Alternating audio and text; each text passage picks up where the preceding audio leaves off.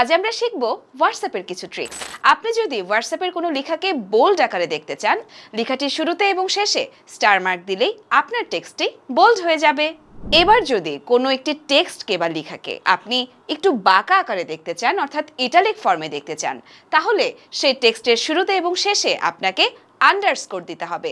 আপনি যদি আপনার কোনো একটি লেখার উপরে কাটা দাগ আনতে চান, লেখার শুরুতে এবং শেষে টিল্ট মার্ক দিলে আপনার লেখা কেটে যাবে। আপনি যদি আপনার হোয়াটসঅ্যাপের কোনো একটি লেখা নাম্বারিং ছাড়া সিরিয়াল ওয়াইজ বসাতে চান, তাহলে সেক্ষেত্রে আপনাকে লেখাটির শুরুতেই একটি ডট বসাতে হবে। ডটের পর স্পেস দিয়ে আপনি আপনার লেখাটি শুরু করার পর আবার এন্টার প্রেস করলে দেখা যাবে যে পরপর সিরিয়াল ওয়াইজ আপনার টেক্সটগুলো চলে আসছে। আপনি যদি আপনার কোনো লেখাকে নাম্বার ওয়াইজ সিরিয়াল করতে চান, তাহলে সেক্ষেত্রে আপনাকে শুরুতেই 1 দিতে হবে, এরপর ডট বসাবেন এবং তারপর স্পেস দিবেন। স্পেস দেওয়ার পর আপনি আপনার লেখাটি শুরু করবেন।